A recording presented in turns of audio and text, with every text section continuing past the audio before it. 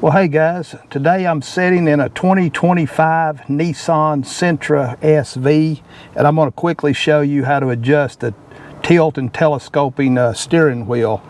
Now, like I said, this is a 2025 model, but honestly, this works pretty much the same on most all the models and trims. Okay, to adjust your tilt and telescoping steering wheel, all you want to do is find the lever right here under the signal light just to the left, and what you want to do is you want to just pull it down.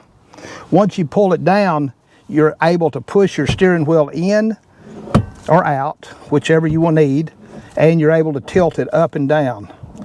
Now once you find the position you want, once you get it up, down, all the height adjusted, in and out, then all you do is pull it right back up. It locks it right into place. Pretty easy. That's all there is to it.